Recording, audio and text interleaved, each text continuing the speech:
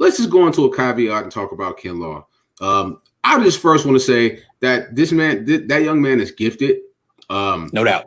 He's a rookie. He's young. He's a rookie. Yeah, it's week one. They've practiced. They had a few practices before they got into pads. Like, this is a tough situation to come into. You know what I mean? Especially if you're going against a savvy veteran against Lincoln Tomlinson. And we'll talk about what Trent Williams said about Lincoln Tomlinson a little bit later in this interview.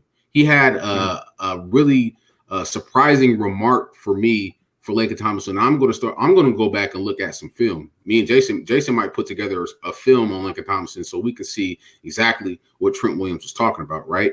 But, I feel like, I'm going to give Javon some slack. He hasn't had the mini camp. He had, you know what I mean? But I just want to hear, what do you think about Javon? And are you really taking this performance thus far in training camp that serious? Or do you think that it's some of the things that I said and possibly some other stuff? It doesn't define his career. It doesn't change what I think what his ceiling is. He still has an extremely high ceiling. But I do think it's a reflection that there's too much pressure on him right now. I mean, the pressure is for him to replace DeForest Buckner right now, to be a starter week one and be good. Yeah. I think, like, from what I'm seeing, he's trying too hard. Like, he's in one-on-ones doing way too much, like losing ballots. He got pancaked by Colton McKivitz today. That shouldn't happen. He's just a little wild in one-on-ones because whatever he was doing that was successful for him in college isn't working right now. Again, it's his first camp, and he's going to learn. He's going to learn other things. But right now, he knows there's a big spotlight on him. He's not winning, and he's pressing. And I saw this happen with Solomon Thomas. It's a lot of pressure.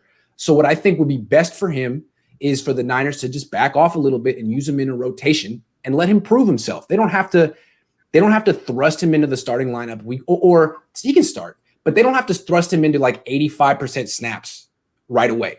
Let him do 55%, 65%, and use Kevin Givens, use DJ Jones, Solomon Thomas. Take the pressure off him. Just let him be a rookie and develop naturally. Right. Yeah.